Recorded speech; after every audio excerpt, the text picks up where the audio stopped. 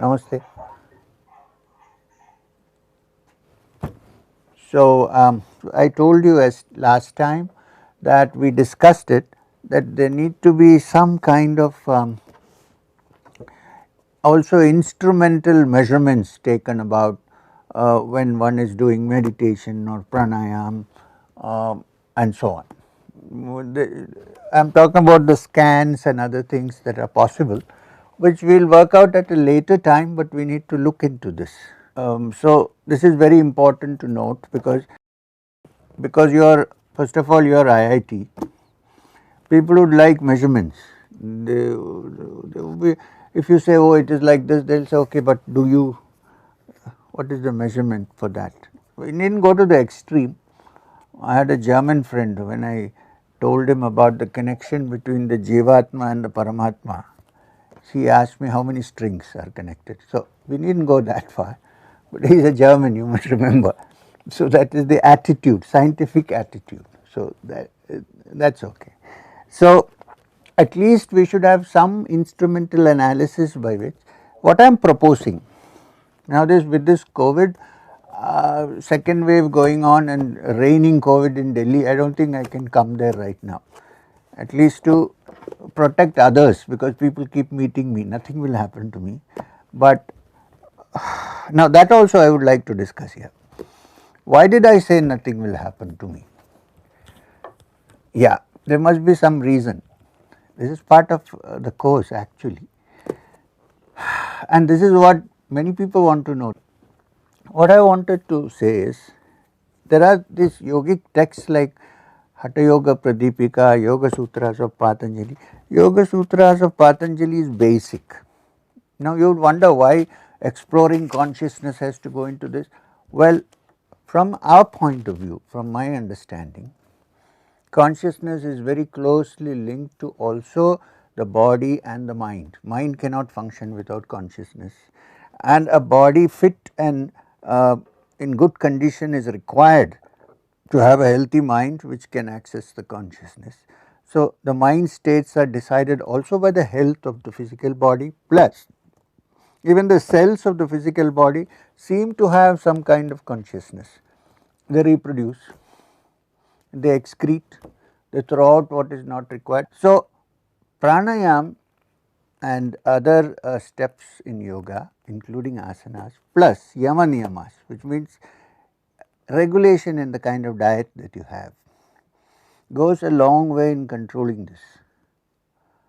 So, however, one important aspect of this, leave the other side, because it is a big study, it is a very deep study, it takes a long time. There are two basic things which I noticed, since we are going to dwell a little bit on asana and pranayama. First yama niyamas, we will come back to that, is that people have forgotten how to breathe, with the result that when there is an infection and there is some kind of a blockage and congestion in the lungs, people do not know how to deal with it. Of course, there is the fear. You know what happens with fear?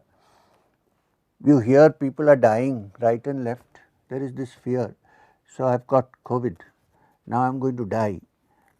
You see what happened? This is the connection between the mind and the body. The moment you have that fear, the body's resistance, the immune system, immunity becomes less. Body's immune system begins to, which is why fear always brings about this problem of reduced immunity. The immunity system collapses almost. In dire fear, it really becomes less. So, one needs to understand that everybody who has this is not dying. It is not like that. It is an infection, and most of the deaths are because of, very rarely because of clots, but mostly because of the lungs getting filled and it becomes pneumonia. There is mucus in the lungs which cannot be taken out and you can't breathe. So, there is loss of oxygen, and when there is no oxygen, then it affects the brain also. This is what happens. So, one thing is to handle this fear by saying that, well, there is an energy in us, in all of us, which can counteract any infection or any invasion from outside. This has to be gone. So, I have you will get the video tomorrow, it is out, it will be on our website. I have chanted the Mahamrityunjaya mantra. You do not have to chant it, you just put your headphones on and listen to it. It means free me from death, like the pumpkin that gets ripe falls off from its stalk, separate me from death. This is the mantra. It is not only the meaning of the mantra, it is the sound of the mantra that is very important. The sound immediately increases the resistance of the body to disease. There are many other mantras, but I have used this Mahamrityunjaya. So, and the other is, as I said, we have forgotten to breathe. So, even otherwise our oxygen content in our breathing has become low. One, because we live in crowded cities, because of the pollution, okay, I understand. But apart from that, we do shallow breathing. If one can continue to do deep breathing, there is very little chance of the infection getting hold of us so hard, because the lungs is full of oxygen to counter it. So, this is to do deep breathing, which means to take a deep breath. It is very simple. This is pranayama. Deep breath, hold for a second, only a second, breathe out. Again take a deep breath, put your hands up to your head like this or hold it, so that this part of the lungs becomes wider, there is less resistance, and then do. When you breathe out, do the Ujjayi breath, which is like not, but this breath. The other is balancing the prana in the Ida and the Pingala. The Ida and the Pingala, usually much of our disturbances in the body are due to an imbalance of the Ida and the Pingala. The Ida is the left side and the Pingala is the right side, and the breath of both the nostrils is connected to it.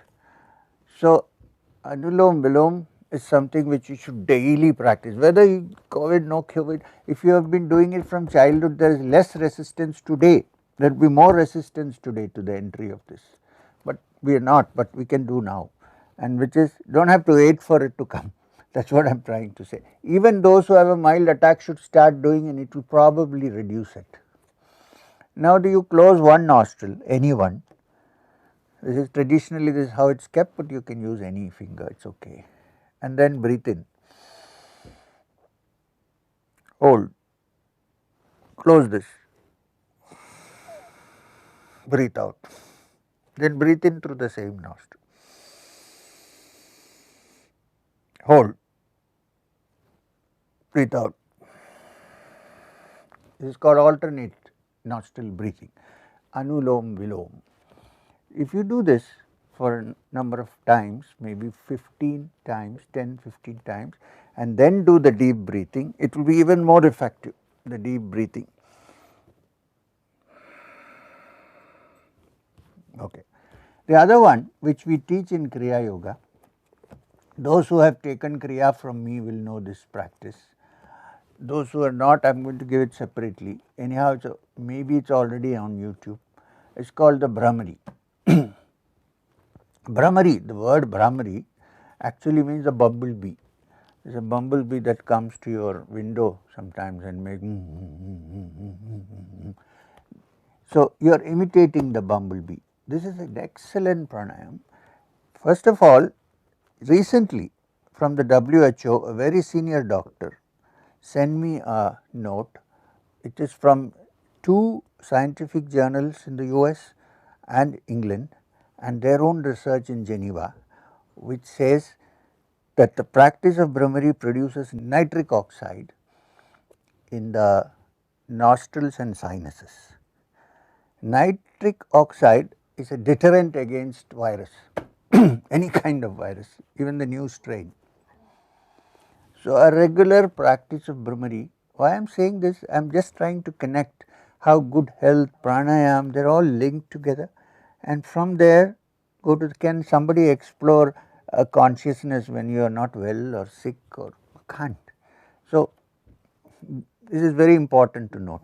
And the Brahmari is basically, don't do the Brahmari with your fingers and the nose, because that nowadays there is infection. If you are not properly, you shook hands with somebody, you are not washed, then it might go. So don't do that. Just do the simple Brahmari. Don't close your ears as you do in Kriya. Just do.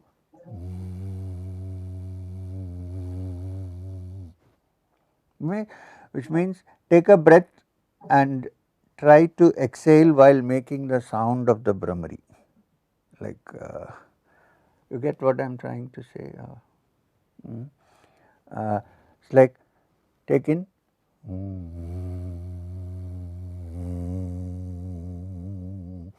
If you need to screw up your nose and mouth a little bit, it does not matter, but get that vibration on.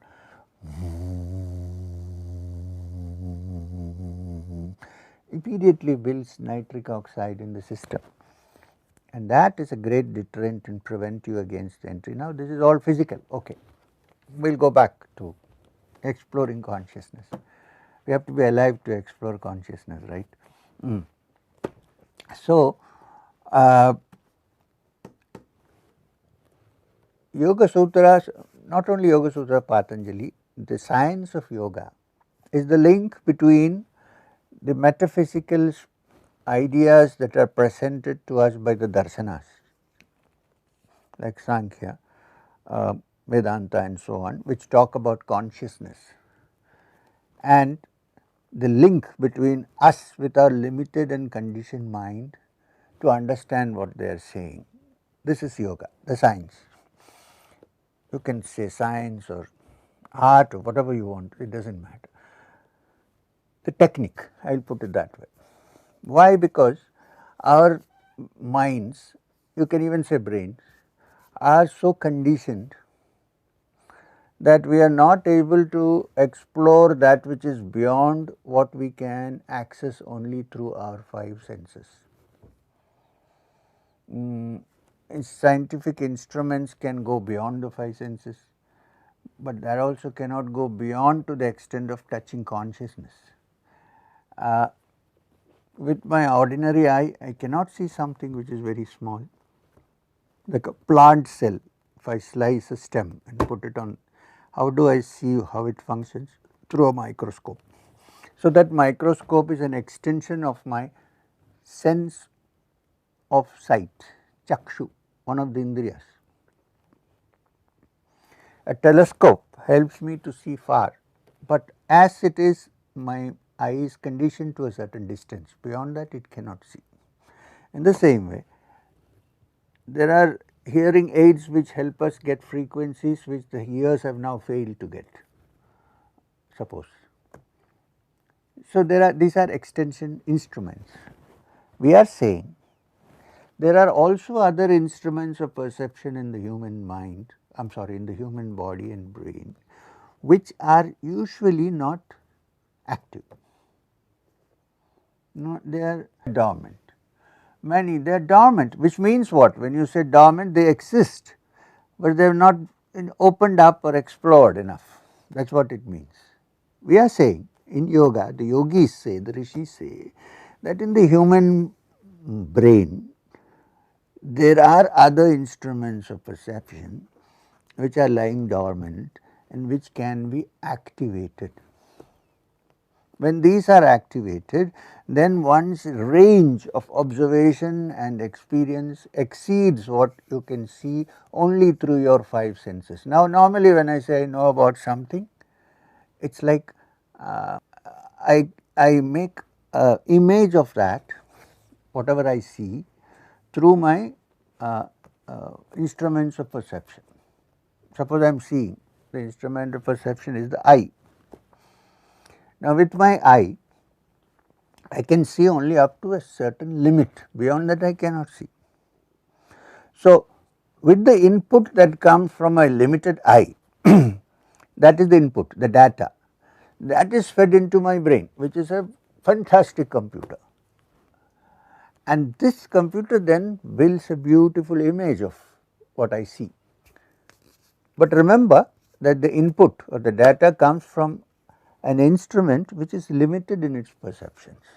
It can also be sometimes illusory,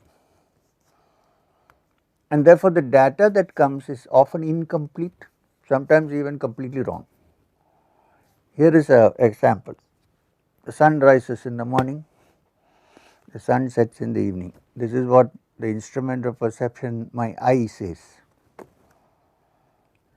But does the sun rise actually or set actually? Ask a high school boy, high school student. No, the earth moves. What do I see? I see the sunrise and the sunset. Based on that data, my mind has formed an idea about the sun. Now, how accurate is that? In fact, I wanted to discuss something, but we can't go into it right now. We will do it in the next class probably, because I want to lay stress on the practical right now. So, the practice of all meditation exercises and all the yogic practices are to activate those instruments of perception which are dormant in the human system, basically the brain. There are also other centers according to yoga along the spine, which is an extension of the brain. The spinal cord is actually an extension of the brain, and it has all the matter that is there in the brain right up to the bottom, the spinal cord. And in yogic terms, this is called the Sushumna Nadi, the channel which is called the Sushumna. So, in yoga, various ways or various postures, various breathing techniques are devised, so that these centers which are normally dormant are opened up. Now, I want to discuss something interesting. The master gland that takes care of our body in many ways is the pituitary, which is in the midbrain on the top, of course. It is the pituitary that even decides our moods sometimes. How come? When I am in a good mood, I am enjoying, I feel very blissful in meditation, for instance. What has happened? The pituitary has released a little extra amount of serotonin into my system, the feel good factor. See how it is linked with practices, that is what I am trying to say. Therefore, now if also if I can visualize beautifully and see some images, there is a little bit of dopamine in my system, which is also a feel good system. If it goes too much, then I get illusions and hallucinations. Now, a yogi knows how to balance this. One of the things that can happen when the pituitary produces more dopamine is that you are in your room and you think somebody else is standing there. There is nobody there. You might think it is a ghost. Actually, there is nobody there. This dopamine has increased. So, the capacity of the brain to conjure up images which do not exist has been made more, has increased. Now, it is the master gland which controls many things. It is part of the endocrine system. So, the practice of yoga is closely linked to the endocrine system. Then below the pituitary, there is a small little gland which is called the pineal. A lot of literature nowadays on pineal gland, everybody is talking about. In fact, somebody said that the Atman is pineal gland, which is stupid actually. Anyway, so there is this little pineal gland which is below the pituitary. What does the pineal gland do? It is one of those dormant glands which have not been, which automatically is activated at times, but we have no control over it. The yogic theory is that with the mind you can control these. This is the yogic theory. Normally these control our mind. So, What does the pineal gland do? It has, its function is to bring about sleep. The pineal gland has a certain chemical called melatonin. When melatonin goes into the bloodstream, one feels sleepy, one falls asleep. When the room is darkened and all the curtains are pulled, and if suppose there is lovely music, soft music going on, immediately melatonin is released. Melatonin is also released when your mind is calming down and is about to enter a meditative state. That is why many people, instead of entering a meditative state, fall asleep. Now, this is the, the close link between Shushupti and Turiya. Turiya is the state where one is fully aware everything is at rest. Shushupti is the state when one is not aware, but everything is at rest. And the deciding factor here is this little fellow, the pineal gland, which is sitting there, a tiny little thing with its melatonin. And this, the malfunctioning of this is what produces jet lag. When you travel and when your time changes from this country to another, or this state, in the US, so from one end to the other time changes, there is a jet lag. When this happens, the pineal gland is not able to function properly because it is confused because of the light and darkness. So, what is day becomes night, and what, so there is a problem. So, when you come back after jet lag, when you have a jet lag, you go to a doctor, he will say eat melatonin, they will give you a tablet, melatonin. So, it sets itself right.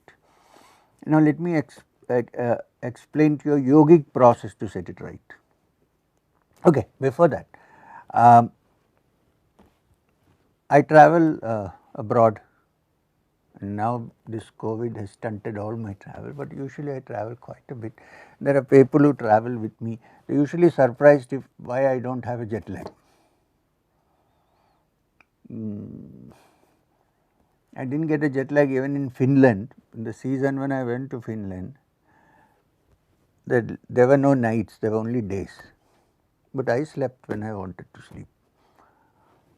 Of course, I put some blinker on my eyes, those things which you put so that I do not see the light, but I did. That is one of the techniques to fool the pineal gland, cover your eyes and make it dark. So, what is the technique which I do, which you may be able to do when you have a jet lag? Lie down on your bed and hang your head down a bit, freely. Don't hang it hard and don't do it any jerky motion, you will get a catch in your neck. Very slowly hang. Let the circulation increase in your head. Or do Sarvangasana if you are a yogi, or a Shirsasana. After 2 minutes, it adjusts itself because the circulation of blood is increased in here and the whole thing is put right. You see the connection between the mind and the body and the brain? That plus the fact that, as I said earlier, there are instruments of perception in the brain which are not active, which are dormant, and there are practices by which they can be made active. So, what happens when they get active? Your range of perception increases, and as they go on increasing, a time comes when they are completely deconditioned. When they are totally deconditioned, in that state, one begins to understand the concept of consciousness, pure consciousness, free of all restraints and conditionings and definitions and so on. So, it's the yogic process is a gradual process. It is a systematic step by step movement towards it. Now, I am saying that if we, since we have scientifically the scanning machines and so on, we should fit that whatever electrodes or whatever they do, or even an EEG. You know what is an ECG, you know, for the heart. EEG is electroencephalograph, which measures the waves of the brain. Put 2 electrodes here, there, I do not know where they put, and then you can see the movement in a graph. I am saying at least to start with, minimally, have a EEG machine put the electrodes, keep 4 people together sitting or 2 people, one is meditating, the other is not, the other is watching a movie or something on a screen. Measure it as he meditates from one center to another as he does chakra dharana, or when he does pranayama, see what changes are taking place in that. This is a good way to experiment. Experimentally figure out what is going on in the brain at the moment. You may not see it like a scan, but you can see the graph. I would say in deep states of meditation, the graph would be completely like a peaceful wave, while the agitated mind would be tick, tick, tick, tick going on. My guess, I don't know, I haven't tried. So, here are some of the things which can be scientifically examined and researched. Okay, so coming back to the Yoga Sutras. Now, according to the Yoga Sutras of Patanjali, it has 8 angas, which is why it is called Ashtanga. Nowhere Patanjali says Ashtanga in the Yoga Sutras, but since it has 8 angas, people call it Ashtanga Yoga. In fact, Patanjali calls it Kriya Yoga. The sadhana pada, what it says is Swadhyaya, that means self study, it also means study of the self.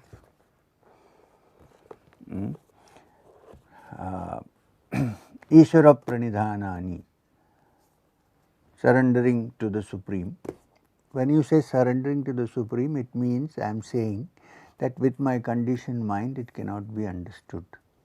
I am surrendering that mind. I am allowing myself to be open to that which is beyond. And that entity or consciousness which is beyond is called Ishvara here. So, Ishvara pranidhanani iti Kriya Yoga. This is called Kriya Yoga. This is what Patanjali says. But it definitely has 8 parts, so it is Ashtanga. Now, what are the steps, practical steps? Yama, Niyama, Asana, Pranayama, Pratyahara, Dharana, Dhyana, and the culmination, Samadhi. These are the 8 parts, 8 angas, 8 branches or 8 organs. So, start with Yama Niyama. Some restrictions have been placed on food habits and general behavior. Why? Because we are not dealing with a material object, we are dealing with consciousness, and consciousness is a living entity. It's connected to your emotions also, not just a physical thing like you put 2 and 2 together. You put 2 molecules of hydrogen to 1 molecule of oxygen, H2O. This is physical. Now, here we can't deal with only H2O, or we can't deal with the carbon oriented organic chemistry molecules with lot of C in it, carbon in it. We need to look at emotions, realities which are beyond chemicals. So, therefore, when you are exploring consciousness, you have to start with your feelings, emotions, and then go, which is why Yama Niyamas are there. The first most important Yama is Ahimsa. So, one would wonder what has that got to do with an experimental understanding of consciousness. Please understand that consciousness is a living entity, and your emotions and your thought process, everything has a reflection or is reflected from it, let us put it that way. It is not a material thing which has nothing to do with your emotions. It is the core of your emotions, it is our awareness from which the whole thing starts. Now, what is Ahimsa? Ahimsa means to understand that all living beings have an intrinsic value, and you do not indulge in violence against any living being. Why? Because every living being is conscious. putting an end to any living being, however small, small happens every day by accident, but deliberately. Like when you breathe in, there will be so many things that go in and die and come back and so on, which is why the Jains have a mask, thinking that they will stop even those things from going in, but somehow some goes in. There is nothing we can do. We can't go to those extreme limits. In fact, after COVID came, many people are looking like Jain monks now with the masks on. 1,000 years they are wearing masks. Anyway, so I also have one, just to get out to speak clearly. So, Ahimsa. Among the Jains, though, it is considered the highest dharma, Ahimsa paramo dharma. But at least to understand that causing injury to other living beings is a wrong thing, and therefore one can live in this world and survive without injuring other living beings, is a great step towards understanding, theoretically at least, that everything is conscious. So, when you are violent with someone, that particular individual consciousness is suffering, that awareness is suffering. So, to avoid that, they have said ahimsa. Now, there are extreme ways of doing it, there are also moderate ways of doing it. There was one teacher who was not from India. You know, there is the old rule among in the Old Testament. And what is that law? An eye for an eye and a tooth for a tooth. Violence. One teacher came along. Poor man was crucified. Said, that is the old law, but I am telling you, bless them that curse you. Do good to them that hate you. Pray for them that despitefully use you and persecute you. This is too much of a revolutionary thought for those days. No wonder he was hung on the cross. See, so ahimsa, even in the Bhagavad Gita, even though Arjuna is edged on to have a battle because he is fighting for dharma as a ruler, one of the things that is stressed in the chapter, 6th chapter on yoga, on meditation, is ahimsa. So, ahimsa is not only in a deed, it is also in a thought. When I want to kill somebody, I have already killed the person.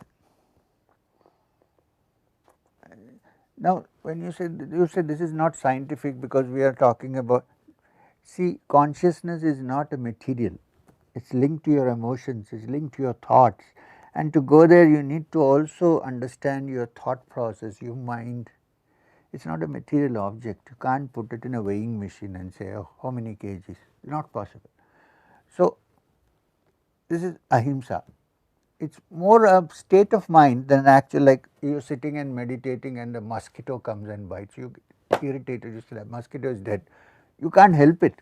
What I am trying to say, understand as much as you can that you can live on this earth without causing injury to other living beings, including eating food.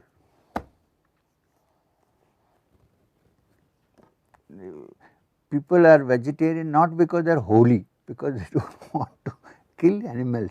So, there is this theory, oh, even plants are alive and that, but plants do not have a brain which is developed enough to recoil with pain as do animals. Plus, if you pluck an apple from a tree, the tree is not cut, only one apple, another apple will come next year. When you finish an animal, you are finishing an entity, total. So, plus the attitude of violence. I am sure that if there is this attitude, if I have to gain something, I do not mind bulldozing somebody else. This is also himsa. Now, that mind which is violent cannot attain the calmness and quality of tranquility that is required to understand consciousness in its pure form. That requires a lot of subtlety in the mind, and this is it is not a subtle mind, this is a violent mind which is gross. So, therefore, ahimsa has been put into yama niyamas. Well, you can also experiment and figure out consciousness as an entity without going through yama niyama and so on, but you will not be able to actually experience it unless you follow the yama niyamas. Okay. Another niyama is, the word used is Brahmacharya. Now, here is the problem. This is not a material object like in a lab. You can, your character can be anything, but you can have a microscope and figure out. No, you are exploring something which is inside you, not outside, which is you, and therefore the emotions are closely linked with this. And when you say Brahmacharya, it need not necessarily mean only physical celibacy. Brahmacharya, any activity which takes you towards the Brahman, which is the truth, the absolute consciousness, is Brahmacharya. That does not mean I am celibate, but then I go on a rampage and kill many people. Then you are not a Brahmachari. Now, why this connection to celibacy in some way? Celibacy does not mean complete celibacy, it means the ability to control your instincts and use them when you want and withdraw from them when you want. If that is not the case, many of the great rishis who were seen in the Upanishads and the Vedas, they were all married people with children, and without indulging in sex they could not have had children. They are not sannyasins, all of them. In fact, you will find it difficult to find a single sannyasin in the Upanishadic period. I am not against sannyas, I am just saying. In these days, sometimes it is better to take on that sannyas so that you are not disturbed by other people. Now, look, I wear normal clothes, I go around. Who knows about me? I go and sit in an airport, I go to a restaurant, somebody comes, sir, will you have a beer? Because they do not know that I am not interested, you see, but if I wear that and if I shave my head and go, I do not even have to carry a danda, nobody will ask me. Can you go to a priest in a chair and say, have a beer? Nobody will dare do that. So, it has some reasons, but I am saying that why this is importance is laid on this is because when a human being has food and shelter, the most compelling thing is sex, especially when you are young. And when you indulge in sex, there is nothing wrong with that. Just imagine how much energy is spent on it, how much energy, it is tremendous.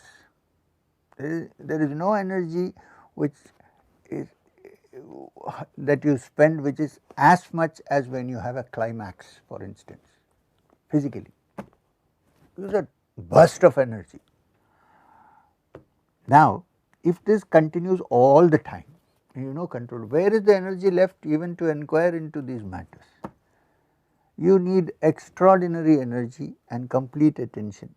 You are distracted most of the time. So, what does yoga do? What the yogic practices do? They conserve the energy. You may use it when you like, but do not allow the senses to run away with your mind. Rather, the mind holds the senses and decides what is to be done and what is not to be done at a given point. You may indulge, but you may leave a certain period of time when you are not. You say, I am going to be free.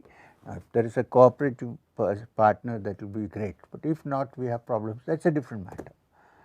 So, this energy which is gathered, which is not wasted, is converted into ojas, which is spiritual energy, and mind energy, tejas, so that it helps us to go deeper, penetrate into levels which are not possible if you do not have energy. So, it will be like riding a car which has no petrol, no fuel. Fuel has all been used just for going around in for a small pleasure trip, and when you want a long distance, there is no petrol. Petrol pumps have closed, COVID. So, this is why this word has been used. Do not mistake. Do not think that if I want to explore into this through yoga, I have to be totally Nitya Brahmacharya. It is not required. However, if I would say that if a sannyasin, a renunciant, indulges, then he is doing a great wrong, because he is not supposed to. He has decided I want. So, then it is an aberration. Otherwise, for us, it is okay, some control. Okay. Other yama niyamas which are described, let me explain. One is simple living, which again is because too complicated living is a great distraction. Simple. Try to simplify things. It does not mean that like in ancient times you have only a cowpea. It is not that. It is just to not have too many possessions. You are not caught up. If you are not caught up with it, it is all right. But most of us are caught up. There is a beautiful story in the Upanishad. The great king Janaka, the father of Sita, famous in the Ramayana, was a king of Videha, country called Videha. And his guru was the great teacher Yajnavalkya, who appears in many Upanishads, including the Brihadaranyaka. Now, Yajnavalkya used to hold his lessons, satsangs, in the forest, and there was always a seat reserved for Janaka in front, asana. So, he used to have a small asana for him. So, some of the rishis used to say, oh, because he is a king, he is putting this in front and giving him special regard and so on.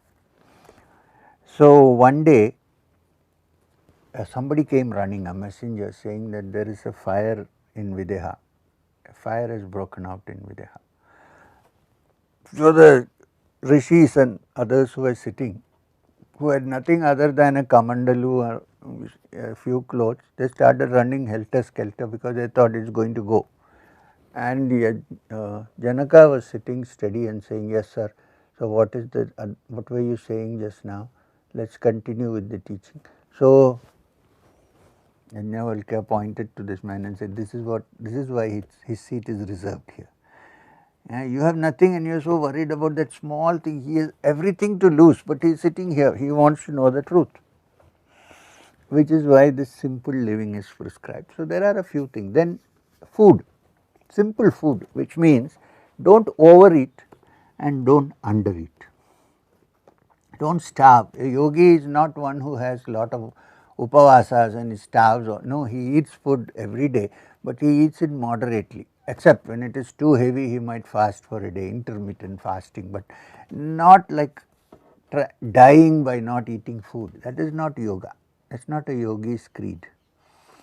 So, food, wholesome food, limited food, the best theory is, the best practice is, when you sit down to eat, get up before you feel full. Before you start burping and feeling full, get up, because there needs to be some space for water also. You just put in solids inside. So, moderation in food, not too spicy, not too bland. Little bit of spice helps increase the digestive system, the work of the digestive system, but not too much, so that every time you eat you have to go to the bathroom. No. So, all these are moderate intakes. Just as you moderately enjoy the senses, in the same way food also should become moderate, not too hot, not too cold. So, ice cream is out, and so on. I do not eat because I get immediately a throat problem, but you can eat. What I am trying to say is there is a moderation in everything, in all intakes, sensual as well as taste, food. If that moderation is there, then one is ready to go to the next step, which is asana. Then what do asanas do? Now, the Yoga Sutras of Patanjali have not mentioned a single asana. It is very important to note. Not because Patanjali is not interested in asanas, because it is meant for something else. However, he mentions in one sentence, Sthira Sukham Asanam. That means any posture in which you can sit for a length of time in comfort is your asana. Now, this is from the point of view of meditation. That much only is mentioned by Patanjali, nothing else.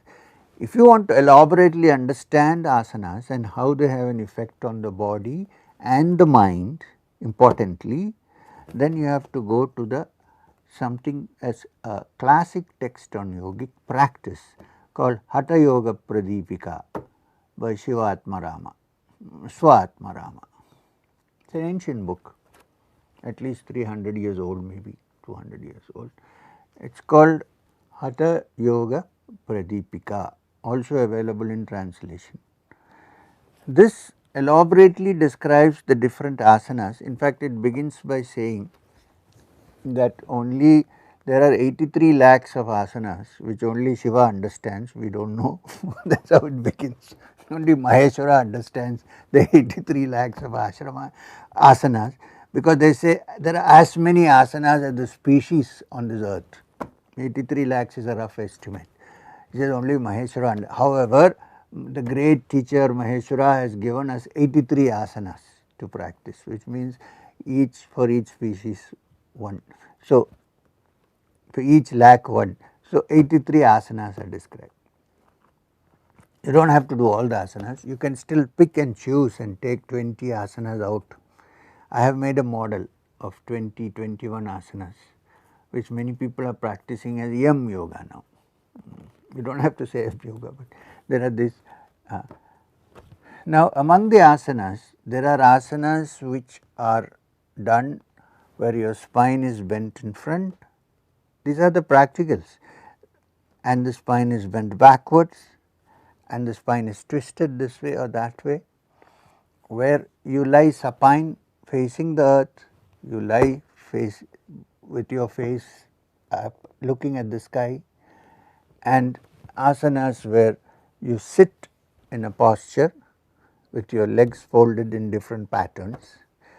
So, these are roughly the idea of what some of the asanas. So, what do the asanas do? How they help you to go into the different levels of meditation, because they have an impact on your glands. Simple example. There is an asana called Matsyasana. Matsyasana, you may be doing your yoga in the morning. So, Matsyasana is sitting in Padmasana. You know what is Padmasana? It is made famous as the Buddha posture. The legs are like the petals of a lotus, so that is why. So, Padmasana. Sitting in Padmasana, you slowly lower yourself backwards, so that your body comes to rest, the backside of your body to the earth, to the ground, to the floor, and then you stretch your hands and hold the toes lying down. Push your head up so that there is a space between the neck and the ground, and look that way. This is Matsyasana. Now, when you do Matsyasana, what happens? The muscles, especially on this part, where the adrenal glands are located, are deeply massaged, apart from the other muscular exercise, they are massaged. Now, what happens when you get angry usually? You get really angry, the adrenaline from your adrenal glands flows into the bloodstream. This is anger, full anger.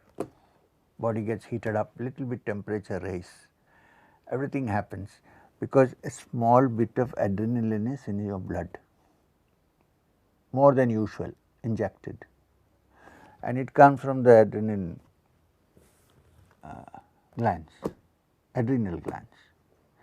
Constant practice of Matsyasana. Also, the will to stop getting angry, that is important. If I say it is okay to get angry, then no Matsyasana is going to help. Suppose I have decided this anger does nothing to me. In my meditation, in my tranquility of mind, if I want to go beyond this little limited conditioning which I have, I shouldn't be getting angry, because it does nothing. In anger, actually the brain becomes, it can't think properly.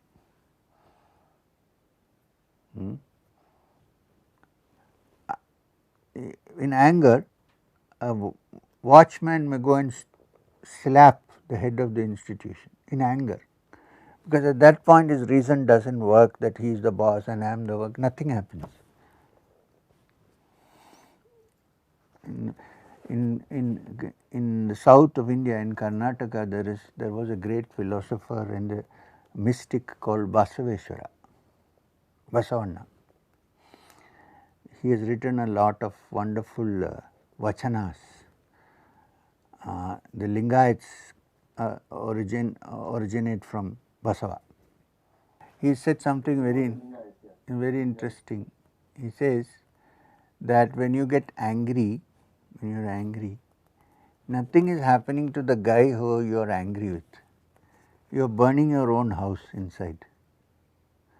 You know what happens when you constantly get angry? Your BP goes up.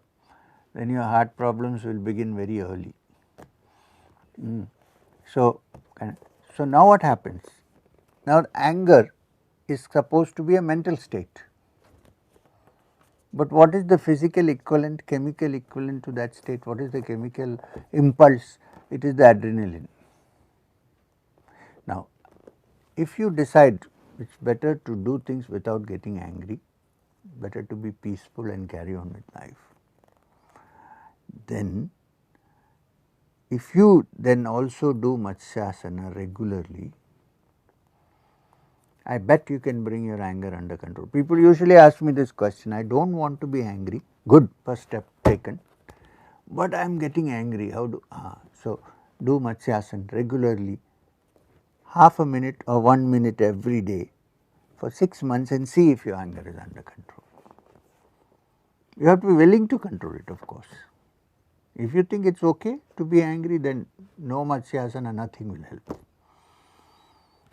So, this is the impact of one example I am giving about an asana and how it has an impact on the mind and one's mood, and from there, so different asanas, different postures must be having different effects on the mood, on the mind.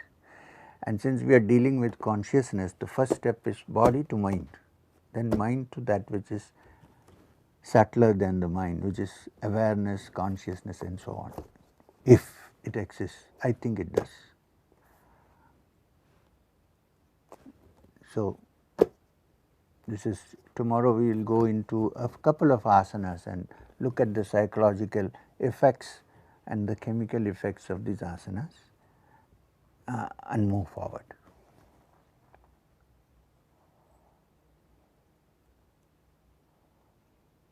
Yeah. Now, either we can wind up or we can have questions for half an hour, as you like.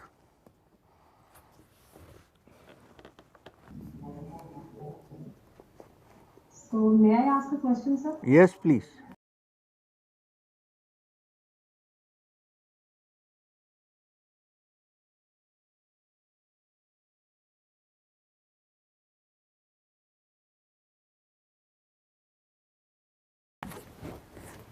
So, you started by talking of maintaining your confidence if you happen to catch COVID or to contract the coronavirus, or you're generally moving out, and maintain that confidence level that not everybody is dying. Right.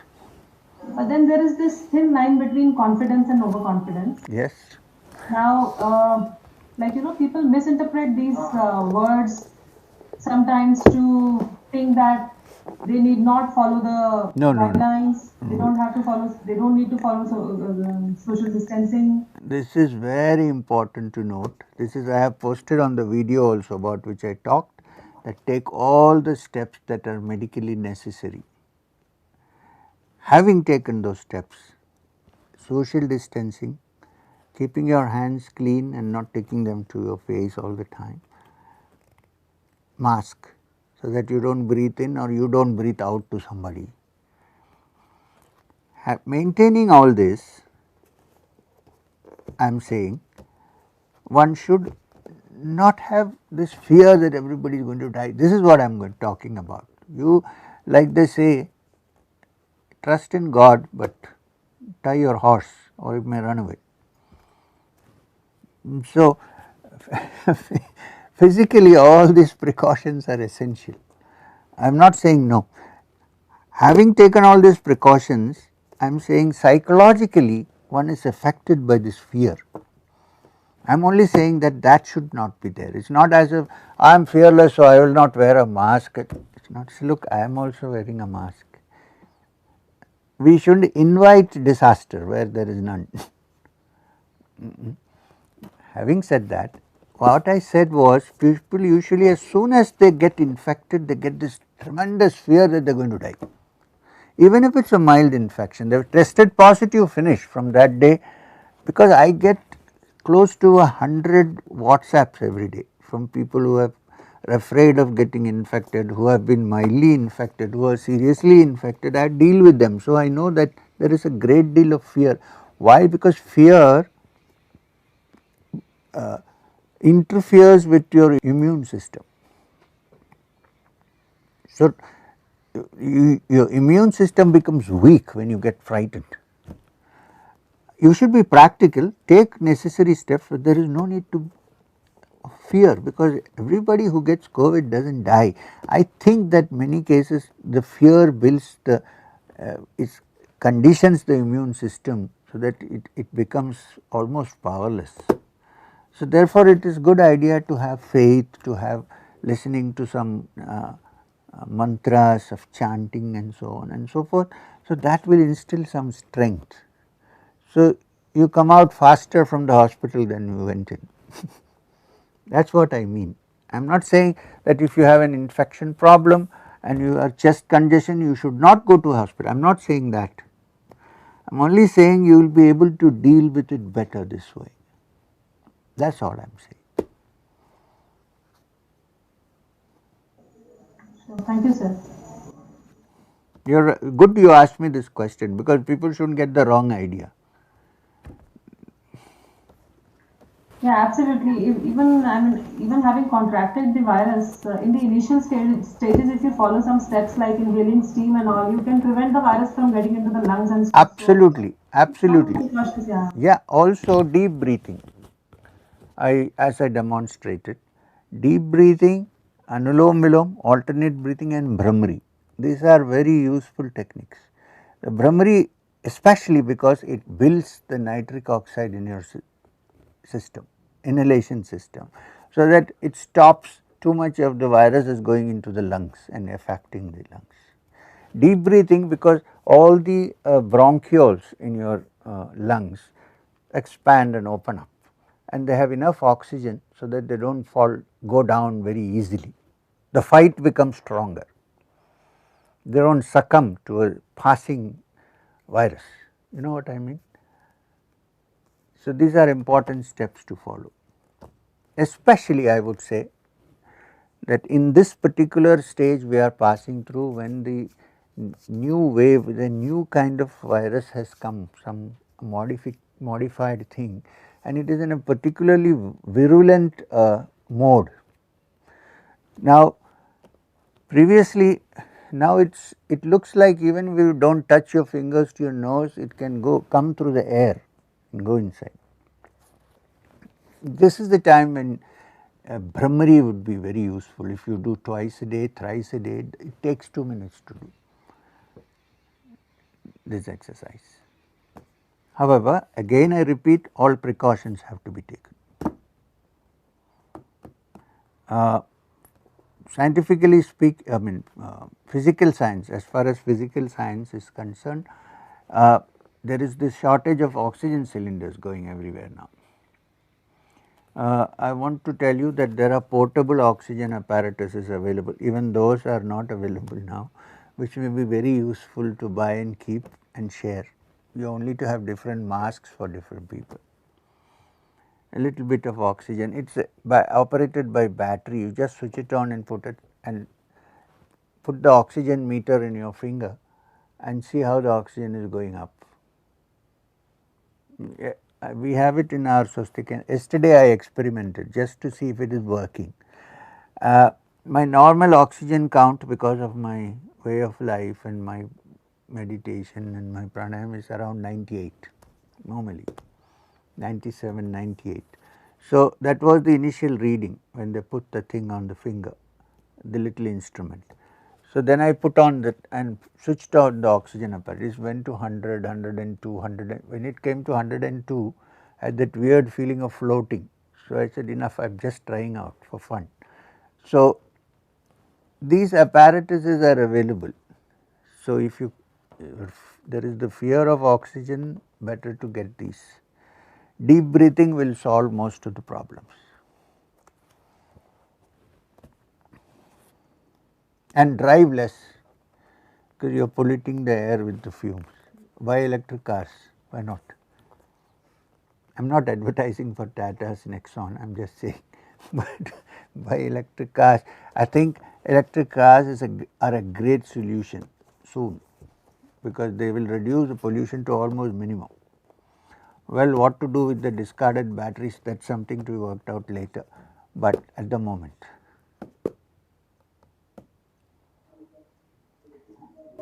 Thank you, sir.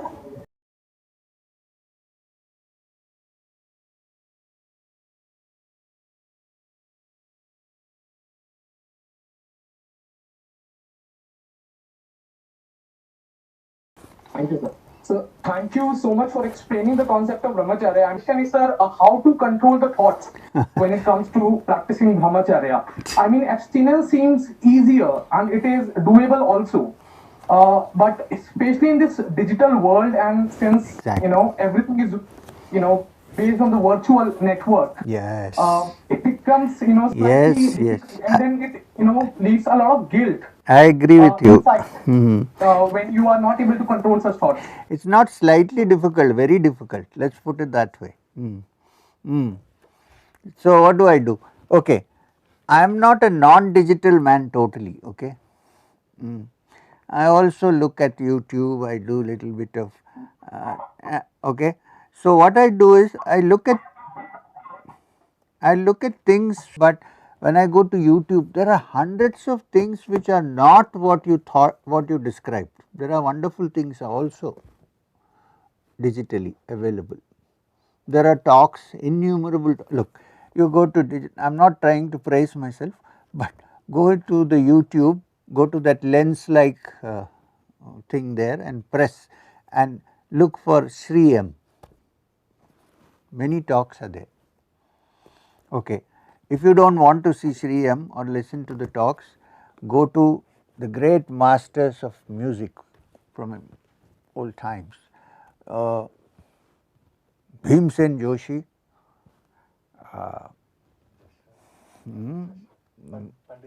Pandit Jasraj, Bade Ghulam Ali Khan, Amir Khan, go to the Malkauns sung by Bade Ghulam Ali, Ayena Balam, sung in such a way. So, this you get entertainment, but you are not caught up in this only sexual thoughts or distracting thoughts. Instead of distracting thoughts, here you get complete attention. Okay. Otherwise, go and see the travelogues and see the beautiful places around the world. So, if you want, you have to decide. I am not saying you are a young man, so I am not saying you should totally abstain, but try to use your time usefully in looking. Do not cut off digital, you can't live in this world. Go to things which actually make you more tranquil, more peaceful. There are on yoga, on meditation, on travel, on exercise, music, there are innumerable digital inputs available. So, go into that more than the other. That is the way to keep yourself from distraction. Okay, you said about guilt. From the point of view of the practice of yoga, guilt is not a good idea. So, if something has happened, do not be obsessed with it. Many people wanting to be free of a particular indulgence get obsessed with what they did before and keep on thinking about it, so that it is repeated again. So, what has happened, leave it, it is gone, done, finished. Do not get caught up in this obsession. In fact, you end up thinking more about it than when you are not. So, once this happened, do not have these guilt feelings, because they are of no use to you. Say that this is no use to me, I will just watch in future what happens and not get caught up in what happened before. With this attitude, if you carry on, then you can free yourself from guilt, mainly because guilt is a deterrent and not something that helps you move forward. Regret, yes, but not guilt. Regret means, well, I did something which I do not want to do again, I will not do it again, I am sorry, that is okay, but move, do not hang on to that, do not stay on with that image, because then the mind tends to repeat itself again and again, whatever it concentrates on.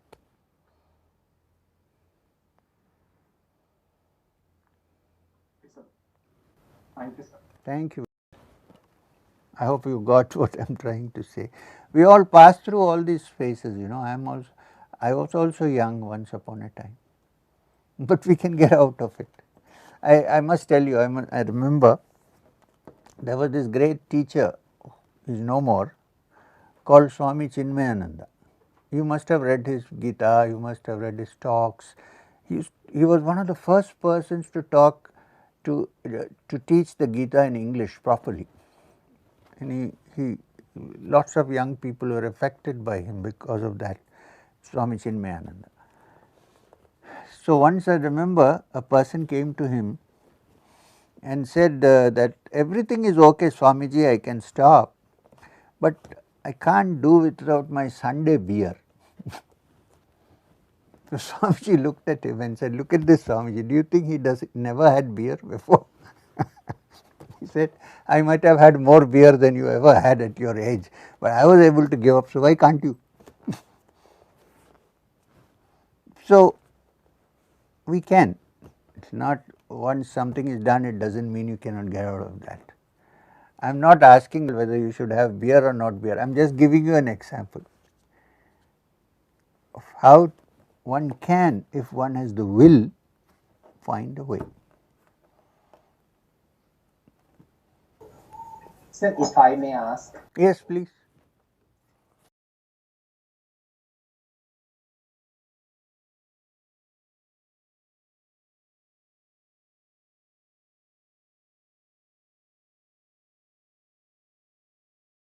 sir, this Ishvara Pranidhanadva, see, can you please share a little bit more? Because many times people who are in the Bhakti Marg, they completely use this method of devotion. Is it similar to that in the yoga concept, or is it different? It simply means, one, as far as yoga is concerned, from the yogic point of view, Ishvara Pranidhanatva means also through Ishvara Pranidhana. Tva means also. So, there are other ways, but also through Ishvara Pranidhana. Ishvara Pranidhana, Tva is added. Now, from yogic point of view, it means, one, to accept that one's mind and senses are limited and therefore, they cannot grasp the eternal consciousness. First, that acceptance has to be there. When this acceptance is made, then you say the sense organs or the ordinary mind as I know it cannot find. Then I say, maybe if I set this aside, surrender these faculties, there may be some other faculty opening up in me which will take me forward. Now, that something else opening up can be called Ishvara, which is, from the yogic and Sankhya point of view, Ishvara is the primordial intelligence, that which has been existing since the beginning of time to now, not in the sense of a creator God who fashions human beings, animals and makes the earth. No, consciousness, pure consciousness, primordial consciousness with all the wisdom, containing all the wisdom of all the ages and everything inside it. So, when I surrender, I am saying that in this infinite Ishvara, I surrender and ask for help, because using my limited faculties, I am not able to understand this. This would be the surrender, pranidhana, according to yogic science. Now, in Bhakti Marga, there are people who do not want to reason about anything, they just have a feeling that there is something beyond, which they call God or divine, with form or without form, and instead of going through all these exercises, they simply say, okay, I surrender, I cannot do anything, you take care of me. That is the surrender in the Bhakti Marga. If you look at it carefully, whatever be the modus operandi, ultimately it comes to that. Ultimately it comes to understanding one's limitations and saying, beyond this I cannot do, now take care. But there are two ways of looking. The Bhakti way of looking is more to do with the heart and the emotions and the mind, while the yogic way of looking at it is a little more to do with reasoning and systematic understanding. But if the ultimate result is the same, it does not matter which way. Now, a thinking person, what we call a buddhijeevi, cannot do what the bhakta does, not possible. The moment he says, no, no, no, it can't be, the many thoughts will come into his mind. So then he goes through the path of jnana marga, goes through the path of yoga, and finally reaches there. So I am saying we should neither dissuade this approach nor that approach. It is a question of approach depending upon one's mental makeup, one's circumstances and one's background. It could be also something to do with your past birth, which we can't go into now, because how we can't prove past birth at the moment. We can't. So it could be something to do with past birth, where a person has seen something and is eternally attracted by it, but the distractions of the world has kept the person away from it and is yearning to go back there. It is also possible, but it is rare and we cannot discuss it because we can't prove past birth to anybody. I mean, can't put it in a test tube or do anything.